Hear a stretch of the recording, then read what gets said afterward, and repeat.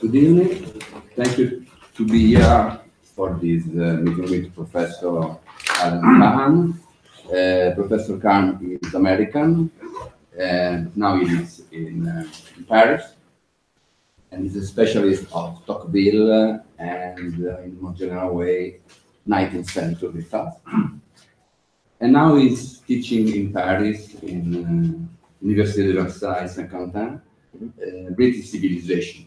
But it's here mainly for this book he wrote in 2010, no? Mind versus money. In other terms, the war between intellects and capitalists. And I think really it's a wonderful book.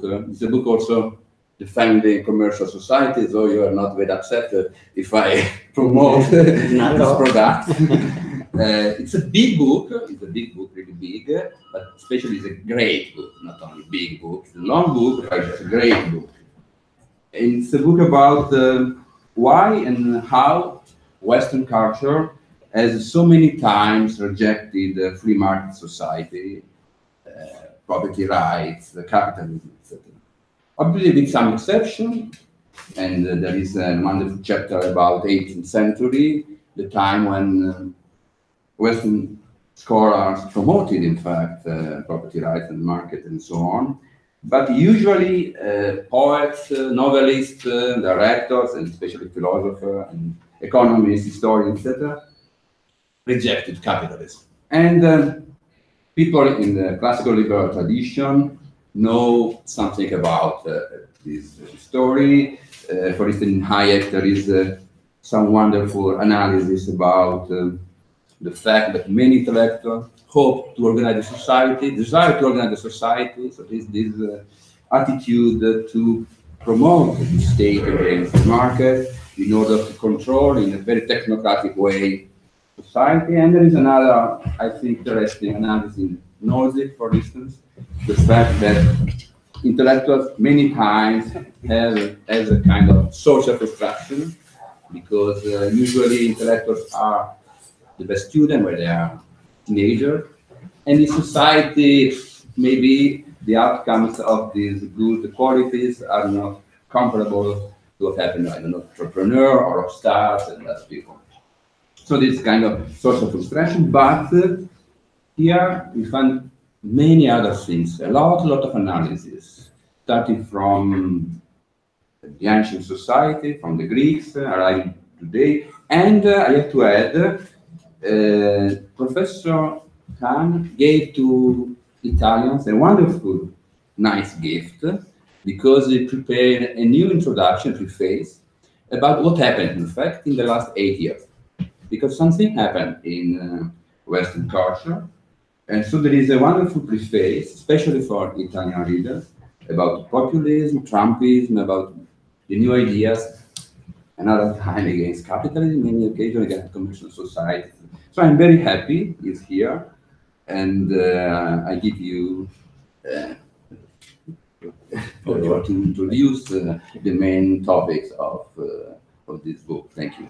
Thank you very much, Carlo. Thank all of you for coming to listen to me. Thank you to the Istituto Bruno for inviting me, and above all for producing this wonderful translation, which, if nothing else, I cannot judge the quality of the Italian, but has a wonderful picture, with very sharp guns. As Carlo mentioned, I'm American by origin. In fact, originally I'm from New York, and I share with my compatriots a habit of talking very fast. And if some of you have an English that is perfectly wonderful, but not quite used to hearing people talk at quite this pace, feel free to wave a hand and I'll slow down. So the book I wrote and published in 2010 was called Mind versus Money, the War Between Intellectuals and Capitalism. And I'd like to start by giving you what motivated me, telling you what motivated me to write it.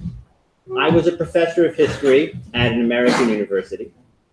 And as may be the case here in Italy as well, when people want jobs at American universities, they come and they give lectures. so that the faculty who are there can judge their abilities. And I heard many, many of these lectures as a professor in Florida. And very frequently, people would use the words bourgeois, bourgeoisie, and it was always, without exception, a negative word. And so I would ask them, you seem to use bourgeois in a very negative sense. These are the bad people. Yes. Are you a Marxist? Oh, no, of course not.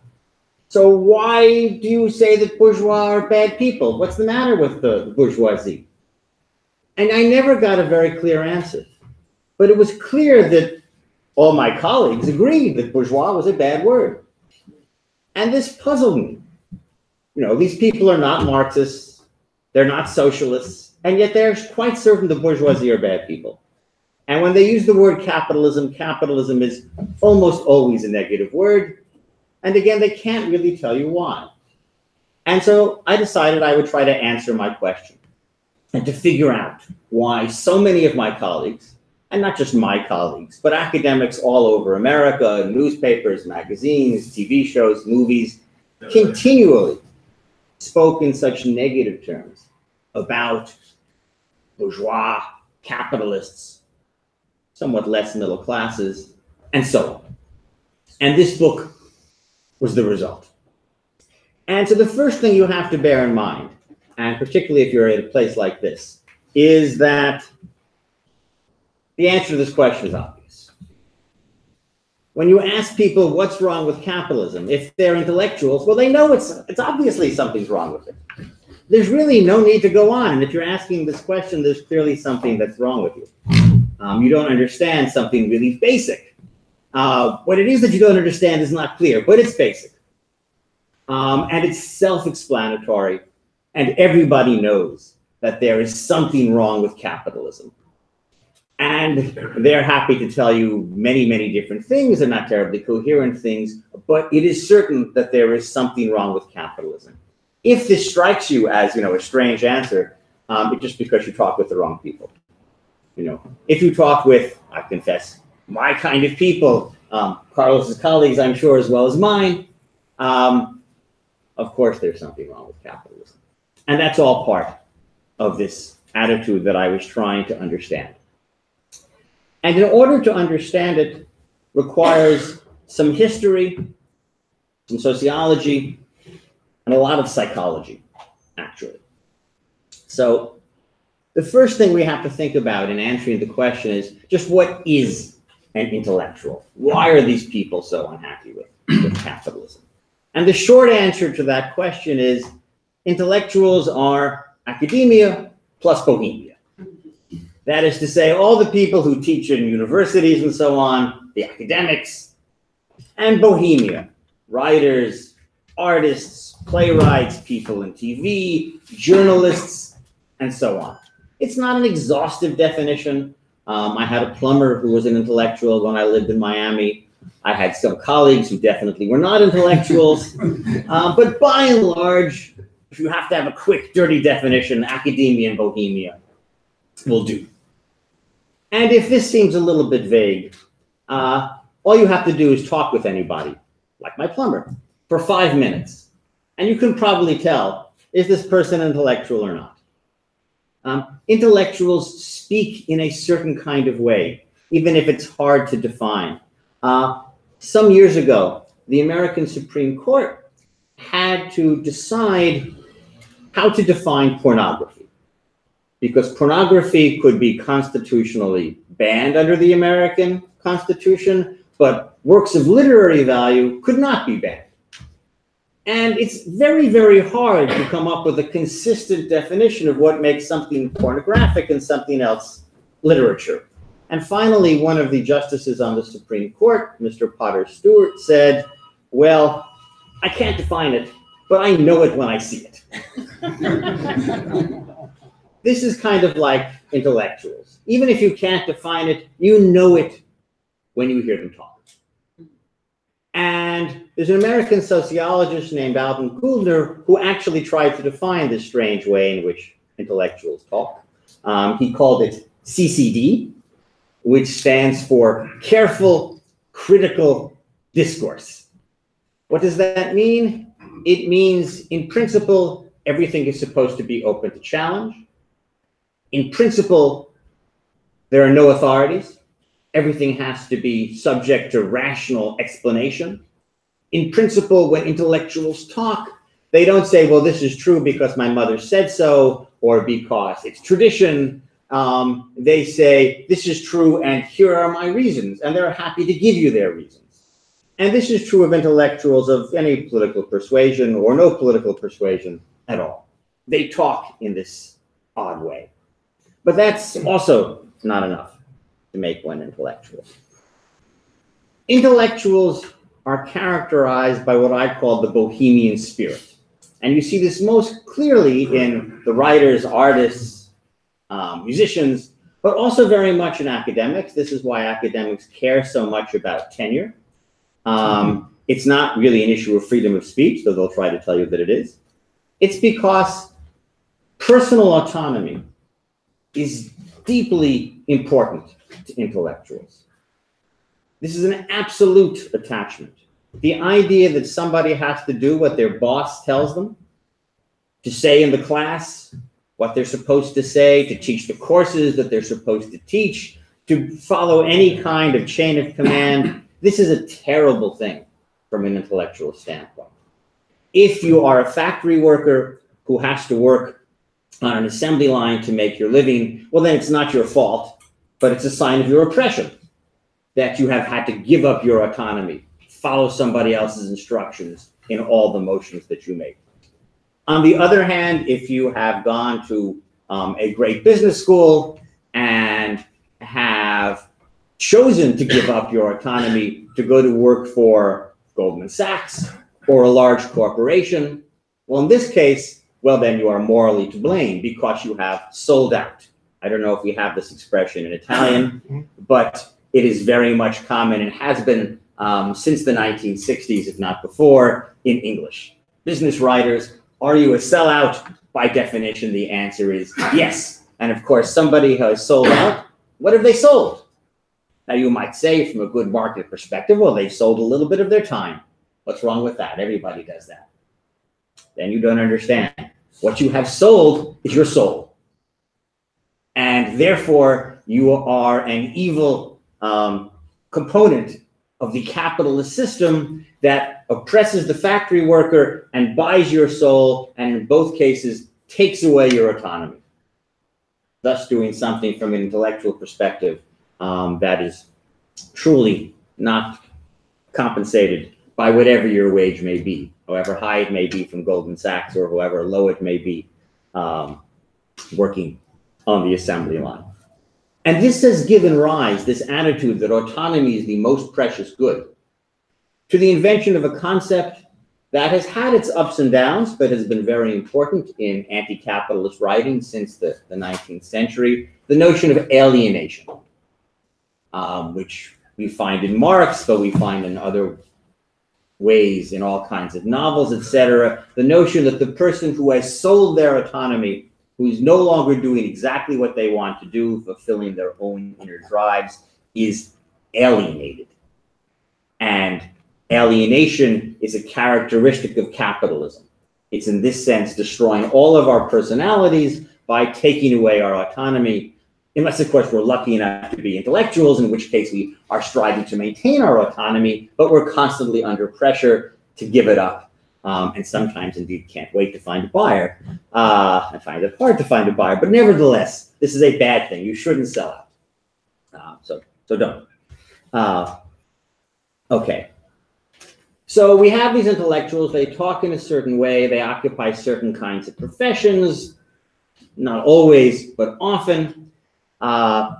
They are deeply attached to their autonomy. Well, that's intellectuals, individuals. But they also fulfill certain kinds of roles in our society and have increasingly since the 18th century.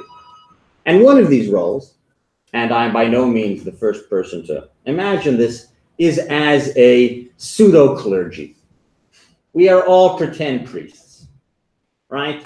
When in the 19th century, we had a certain kind of German intellectuals who took certain semi-socialist positions at the university, they were called the Kathedersozialisten, the socialists from the cathedral. They were speaking ex cathedra.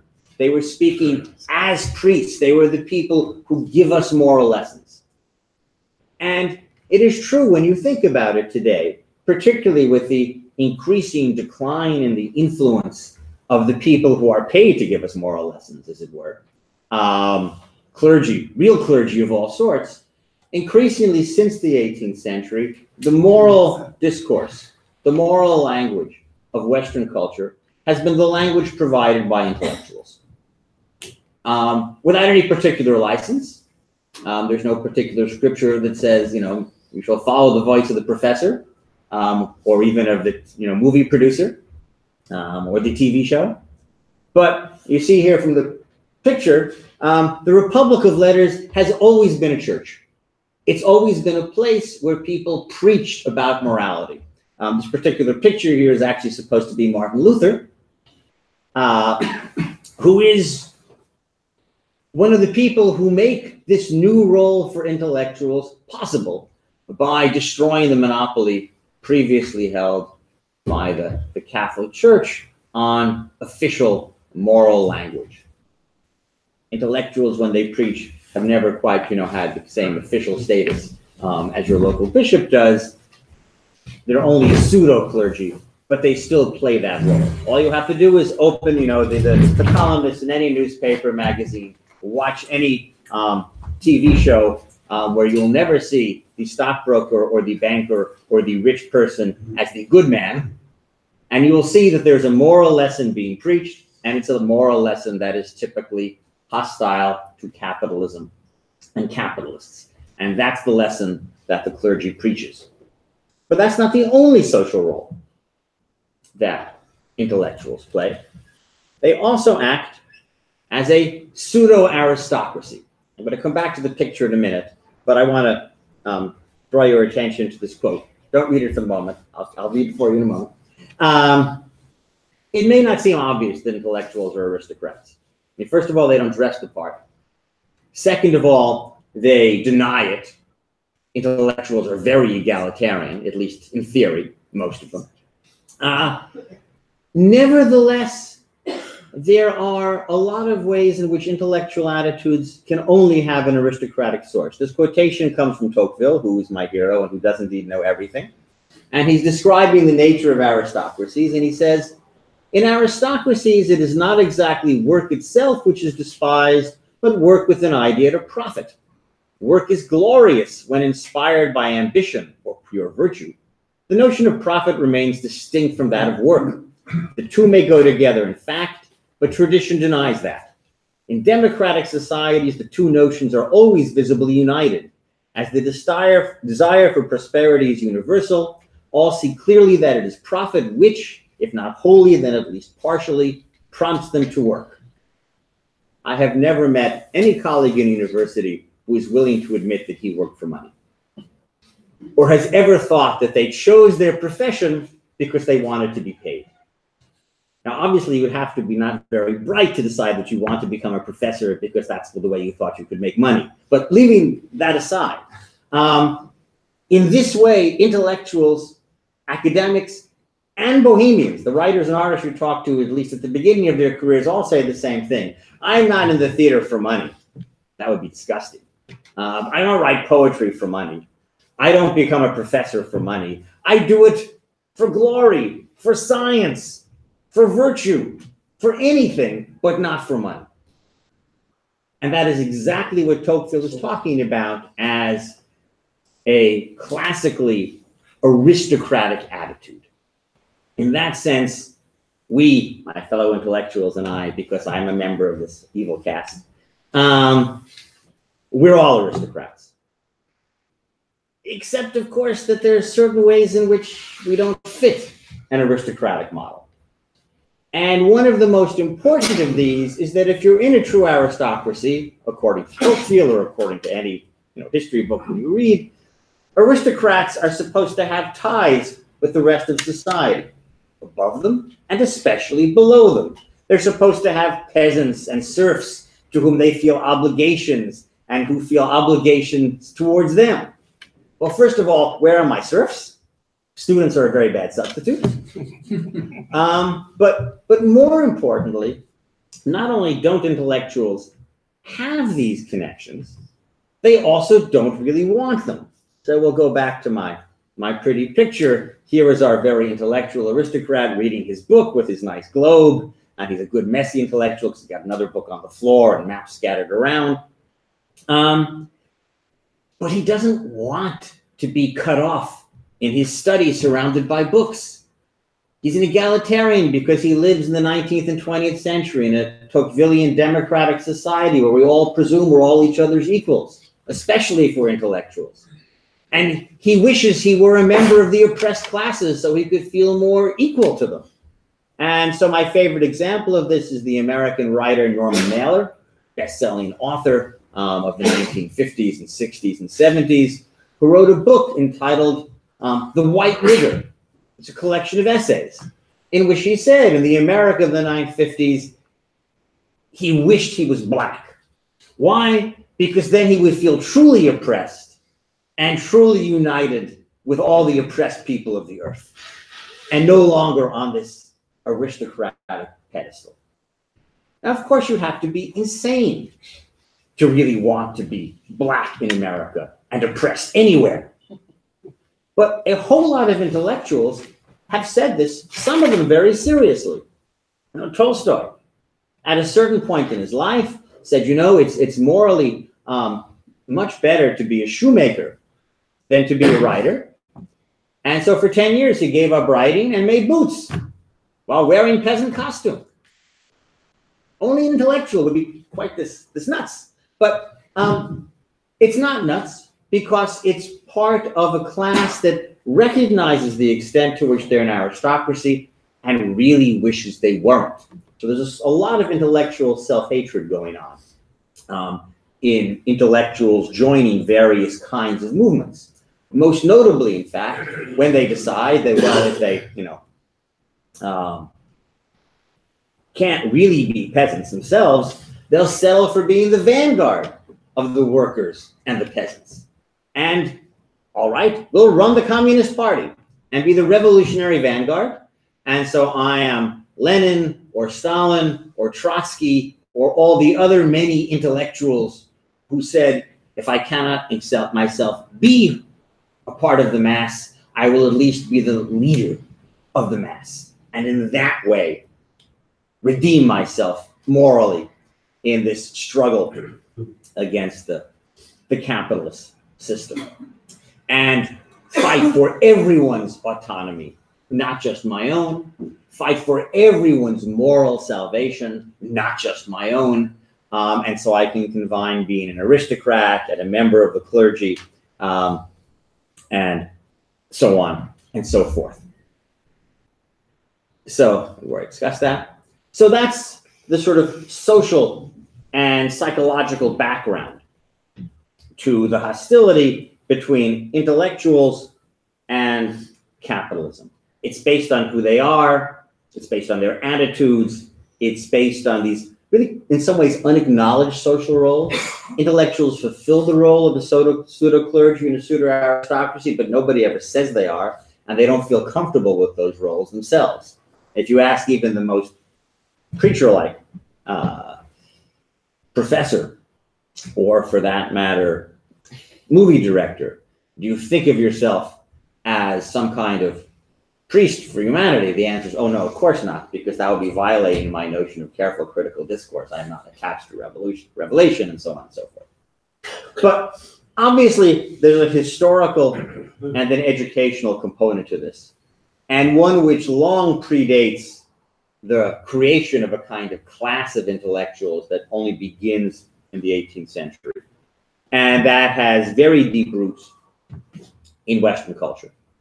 And I've summed up this historical tradition in what I call the three don'ts, the three do nots, or thou shalt nots. And the first don't goes back to the classics, to the Greeks and the Romans, and that is, don't make money, just have it. If you look at Plato, if you look at Aristotle, if you look at Cicero, if you look at Seneca, throughout this tradition, everybody acknowledges that it's really much better to be rich than to be poor. But making money is probably worse than not having it, or at least almost as bad. Because when you make money, it just does terrible things for your character. And it takes up too much of your time and too much of your interests. And if you read Plato in the Republic or Aristotle in the Politics, you will find again and again this kind of notion that while, of course, you need to have enough money so you don't have to work, so you can devote your time to philosophy and going to the gym and politics and all those other good things, it's good to have the money to make those things possible. But to actually make it yourself, very bad idea. In fact, Aristotle has a special word for this. He calls it crematistic. Crematistique in French. I don't know if there's an Italian equivalent. I asked when I was visiting at Oxford some time ago, a recently hired professor of classics there, is there any good English translation of this word? And he thought a while and he said, no. So there you go. What is it? Crematistic means when you make money without the intention of using it for anything specific, just to have more of it. And this is the embodiment of moral degradation. And this notion that making money, and especially making money with no particular concrete goal in sight, is in and of itself immoral, has a very, very long history in Western civilization, which even if nowadays very few of us actually read the classics anymore, has, through that tradition, percolated on down through 2,000 years of Western writing, Western TV shows, Western movies. That's the first classical don't. Don't make money, just have it. Then we have the second don't, the Christian don't. Don't have money at all, you should give it to the poor. Now, this is a radically new idea. The Greeks and the Romans were always sure that poverty was a bad thing, and nobody wanted to be poor. It took Christianity to say that it was a morally good thing to be poor, that you should give away everything you have and not have anything. Now, I'm well aware that in the Christian tradition, there are lots of other things as well, but it's this particular anti-capitalist aspect of it that is important for understanding the history of why intellectuals are so hostile to capitalism. And it's a really striking thing that for a good 1,500 years or so, from the end of the Roman Empire until the rise of really secular intellectuals, 99.5% of all the educated people in the West were people who had taken a vow of poverty. People for whom property rights were really irrelevant because they didn't own anything. Now, it's true they benefited from the property of the church as an institution, but they had taken vows of poverty. They did not individually own things. And this, I think, has had an enormous impact on Western thought about private property, about Western thought about capitalism, and about the hostility, particularly of intellectuals, towards this thing that they didn't have, and which, even if after a relatively early point, the church decided, yes, you could be a merchant and go to heaven, which was a subject for some debate in the early church, it was still clearly a second best choice.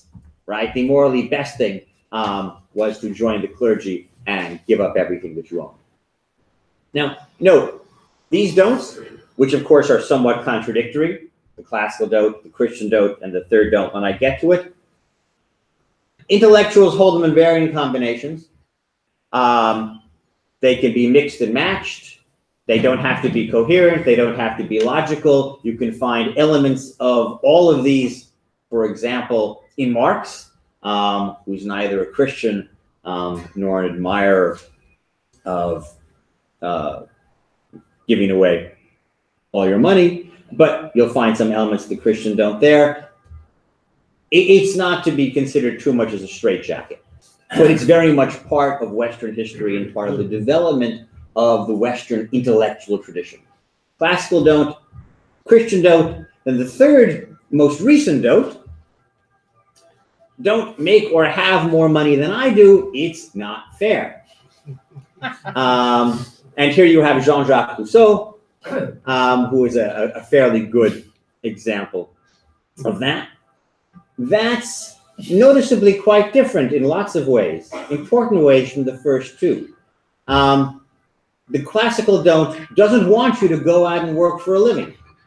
The democratic don't doesn't mind if you work for a living. It can even be a good thing as long as the product of your labor is equally distributed to everybody else, or distributed according to some moral standard that makes it fair. Otherwise, it's illegitimate. And it doesn't have to all be given away. We can all have something, that's fine. It's not the Christian don't, but we all have to have roughly the same amount. Otherwise, it's not fair. And this is, of course, the 21st century, perhaps the most popular don't, but particularly, if you go to things like the Green Movement and some others, you'll see lots of elements of the first and second don'ts. Also in various kinds of social Catholic anti-capitalism. I'll talk more about that in a bit. They're all very much in play. And novels are a great place to find them. I recommend Émile Zola particularly strongly in this respect. But as some of you may have already realized, this third don't at a certain point was not necessarily anti-capitalist. In fact, when people first started talking about the importance of fairness in an economic system, they associated fairness with commercial society and with the development of capitalism and with the development of technology and industry. Because until you had the early industrial revolution or the commercial revolution in the 18th century, whenever anybody was born, all the property was owned by somebody else. What do I mean by that? Wealth was essentially land before the commercial revolution. And when you're born, all the land around has somebody else's name on it, not yours. If you're lucky, your parents, but not yours. And if you're going to get some of that land, it means somebody else doesn't have it. You either have to take it from them or somehow find a way to trade for it. But wealth is a zero-sum game when wealth is land. I know there are always a certain number of merchants, etc., who create wealth in other ways. But until the mid-18th century, and in fact, historically until quite late in the 19th century, the vast majority of wealth consists of land. But so when, beginning roughly at the end of the 17th, early 18th century, a relatively large amount of wealth begins to be developed, created by commerce and then by technology, intellectuals look at this and see this is a source of equality. And the result is what I call, the honeymoon period. The period between roughly 1700 and 1800, when not all, but quite a lot of intellectuals say, you know what? Commercial society is good for equality. Unlike an aristocratic order in which all the land is owned by the nobility or people who are pretty close to it, commerce is the profession of equal people. Aristocracies don't do commerce so well. Equal people do it much better. And the more commerce we do, the more equal we are going to be. And therefore, we get people like Adam Smith, people like Montesquieu, saying commercial society is actually in line with this notion that people should make more roughly more equal fortunes, starting from an equal base, engage in free and equal and open competition, and so on and so forth. Unfortunately, this period didn't last very long. It was never uncontested, but pretty soon after, early 19th century, exceptions, we all know them, people like Bastiat, Benjamin Constant, and so on. But from the early 19th century on, the vast majority of intellectuals have been what I call a permanently alienated elite. Why are they permanently alienated? Because of who they are. They are not going to like capitalism because of the educational influence of all these three don'ts, because of their psychological and social status. They are going to be alienated from a capitalist society. They are going to be hostile to it. And yet they remain, in some sense, an elite. A kind of elite that is sort of on a different plane from other people. Even if they hate it, even if other people don't necessarily want to admit it, they're there off to the side. It's another sort of pseudo-aristocratic trait of intellectuals. And this leads to tension. It leads to hostility. It leads, in fact, to revolution and class war. History is, in fact, the history of class struggle. Marx got that part right. But as usual, he got it sideways. It's not really between the proletarians and the bourgeoisie. You can pretty easily write a history of Western civilization since the French Revolution as the history of the class struggle between not the proletariat and the bourgeoisie, but the intellectuals and the bourgeoisie. And it's been pretty disastrous, as we all know.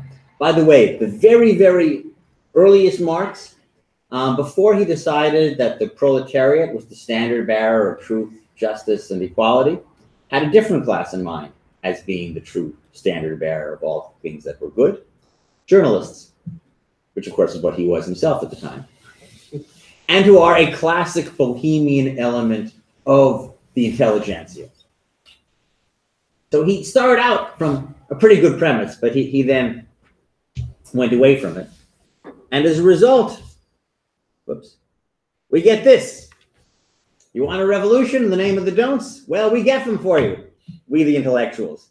We give you Hitler, Stalin, Mussolini, Pol Pot, Mao, all of whom were card-carrying intellectuals from either the bohemian or the academic wing in one sort or another.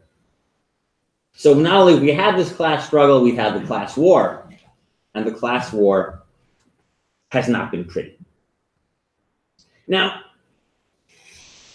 intellectuals can't make revolutions by themselves. There aren't very many of them. So if they had no way of appealing to the masses, revolutions wouldn't happen. But there is a way in which, sorry, I messed up the order of these slides. There's a natural appeal for intellectual hostility towards capitalism. The problem is that spontaneous order is not for dummies. People hate the idea of an invisible hand. We know this from biblical times. This is a picture of the golden calf, right? When an invisible God is performing great miracles for the Israelites, they don't want one.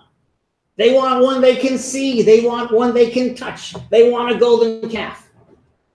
If the invisible hand is performing miracles in terms of reducing poverty, clothing the naked, etc., people don't want one. Invisible hands are not emotionally satisfying. It doesn't matter how generous they are to you. You want a hand that you can see. You want the golden calf.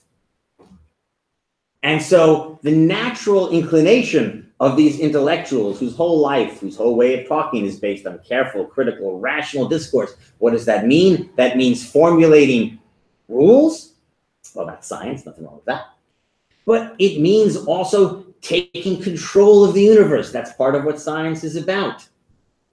And that includes not just the natural universe, that includes not just technology, but that includes the social universe.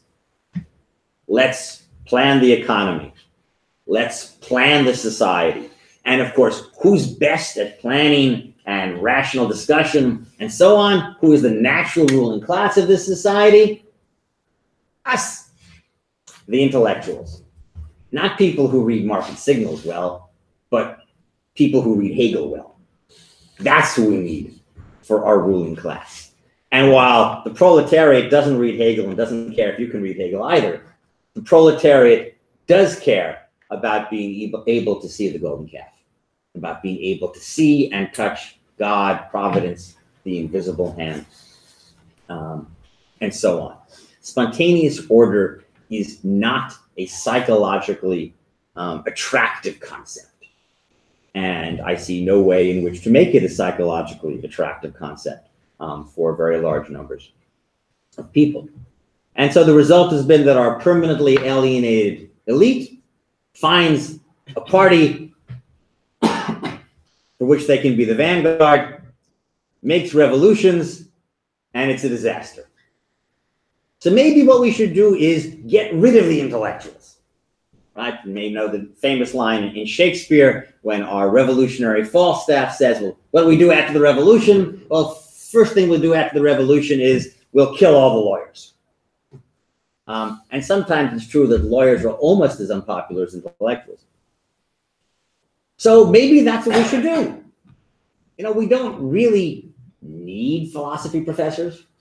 Maybe we don't even need TV shows and movies and all the novels and all the other ways in which anti-capitalism gets expressed. Not an option, fortunately or unfortunately.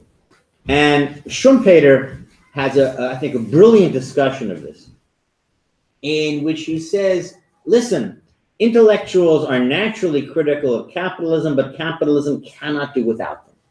Why?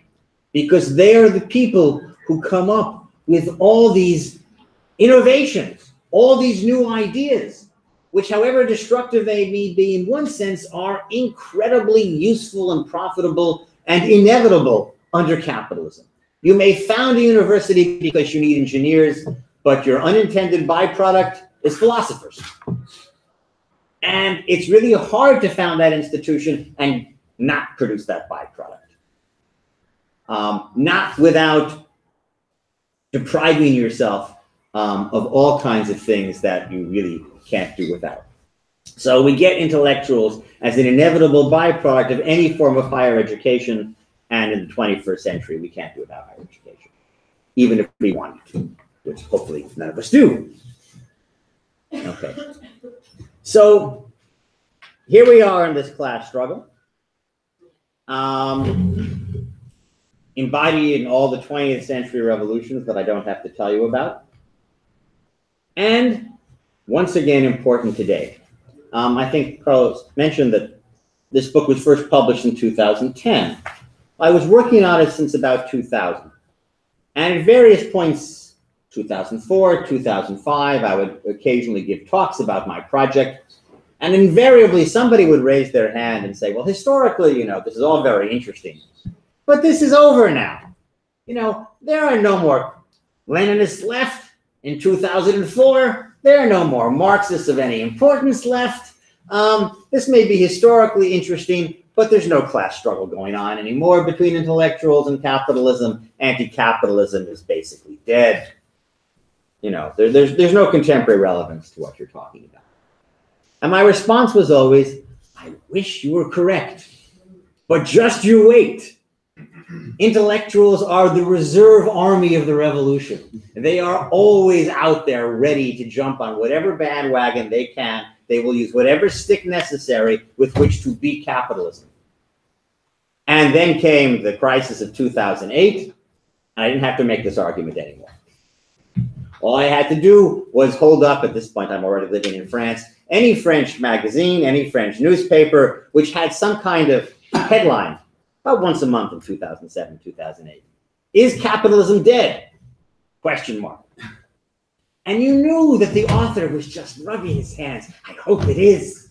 I hope this is the end of capitalism. They were rooting for this. And they were certainly, once again, as intellectuals, challenging any notion that markets might be effective, and using the financial crisis as an example of that. Now, some people are already beginning to forget the financial crisis, so I could imagine getting this question again, except that thanks to people like Donald Trump, I don't have to worry about that.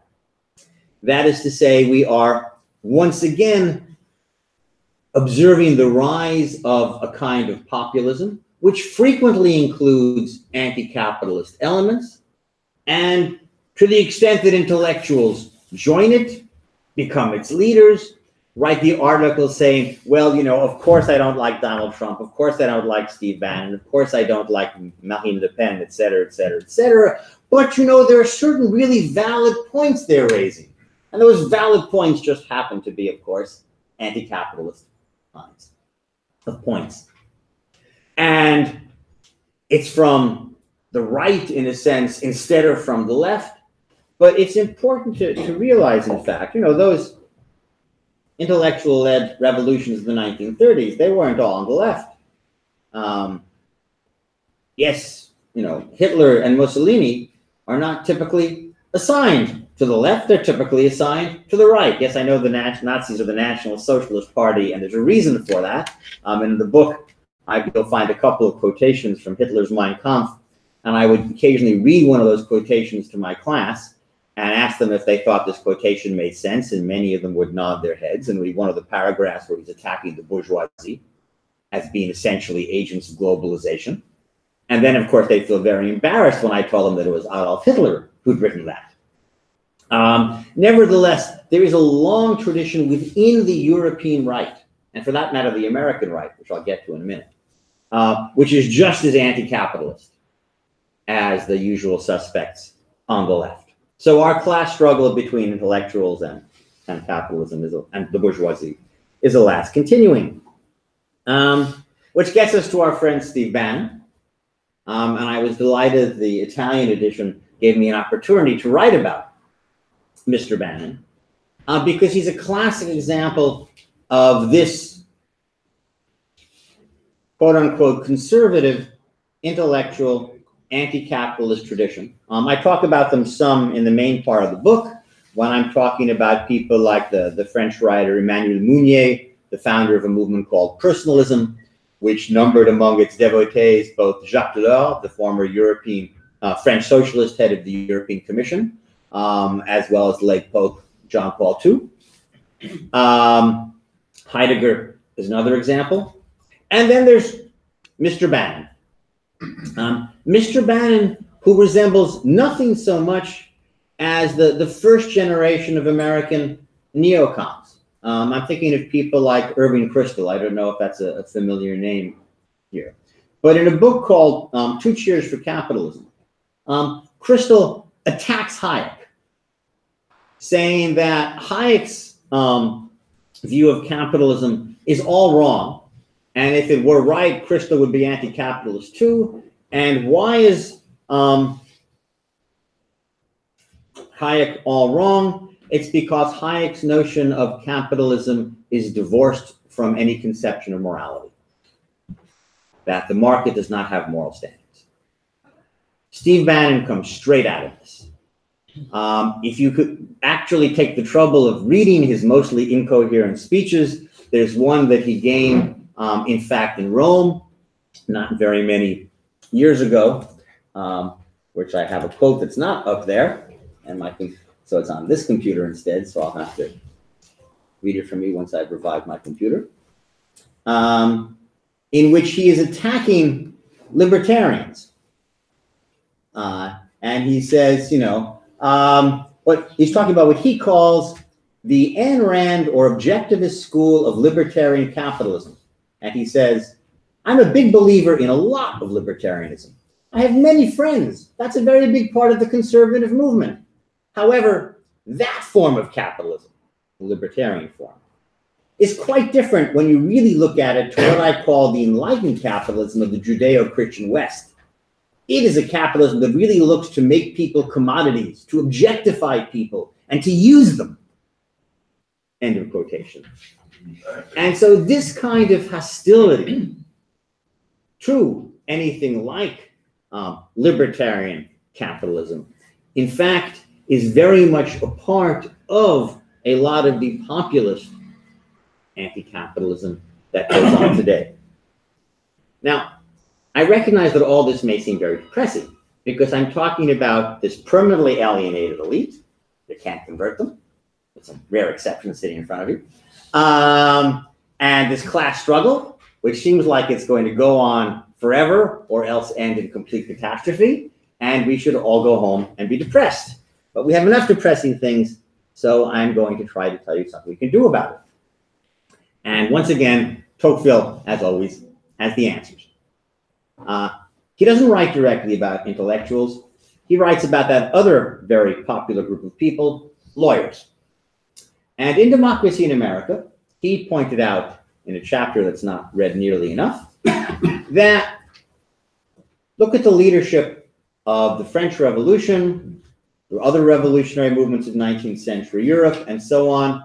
Who is always running the revolution? Lawyers. Robespierre is a lawyer. Danton is a lawyer. We could go on. But he says, look at the United States in the 1830s and 1840s. Are lawyers radicals? No. In fact, the American Revolution is also often led by people with legal education, but they're pretty conservative people. And the American political leadership is all lawyers. It still is almost all lawyers, Donald Trump being a very notable exception. So how is it the Americans have taken this group that in Europe is the most revolutionary of all groups and made them into people who are not revolutionaries? But what they've done is they've acknowledged that they have a really important role to play in a free society. He says in old regime Europe, being a lawyer meant that you were someone whom the aristocrats kicked around. And you were never granted your proper place in society. The Americans, by recognizing the importance of law and lawyers, have transformed lawyers into conservatives, into people who no longer want to turn the world upside down. I suggest we try to do the same thing with intellectuals. Are we going to eliminate the hostility between intellectuals and capitalism? No, it's a permanently alienated elite. What we can hope for is détente, a relaxation of tensions. The fact is, we want the tensions. It's an important source of diversity and conflict in productive ways, provided they're not catastrophic ways. The idea is the intellectuals become a loyal opposition. How? Well, man does not live by bread alone. Markets may be value neutral, but people aren't. People want values, they like values, and they really want someone to tell them about their values. As the late Jean-François Revel, one of my favorite French liberals, wrote, the world will be neither viable nor livable if it does not accept democratic capitalism.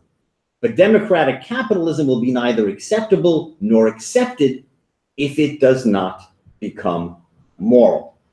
Now, God forbid we should have just one set of morality out there and intellectuals to create it and enforce it. I can think of very few things that would be worse than that. We don't want intellectuals doing that. But we do want somebody out there. What kinds of values people ought to have and what kinds of moral choices they ought to make.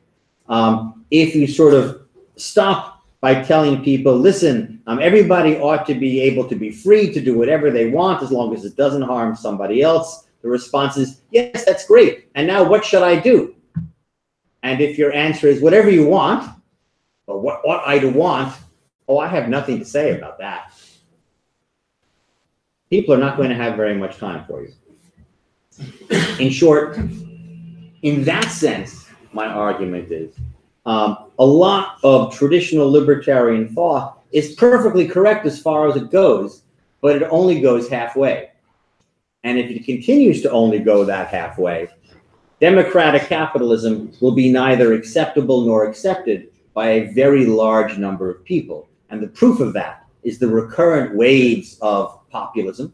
The proof of that is the audience that intellectuals who have no real place, no acknowledged role, either in their own minds or in other people's minds, will always find an audience for their assaults.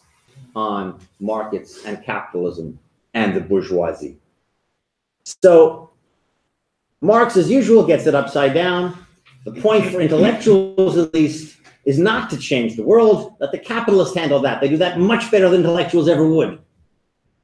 The point is to learn how to interpret it, how to tell people, how to help people to find their own meanings by discussing meaning. That's how we make the world safe for intellectuals and safe from intellectuals. Or to do it another way, project I'm currently working on liberalism in general, but in this case, liberalism and the intellectuals, is that liberalism will fail unless it stands on 3 pillars. Freedom, above all, political freedom, markets, property rights, and so on, and morals, which can take a religious form or not, as you like. But without all 3 pillars, a liberal society is not stable and is always in danger of falling into the trap that anti-capitalist intellectuals will always, be digging for. So, in a nutshell, that's the argument. You'll find all the details in much more interesting ways in the book. So go out and buy 10 copies for yourself and your 9 best friends. Thank you very much.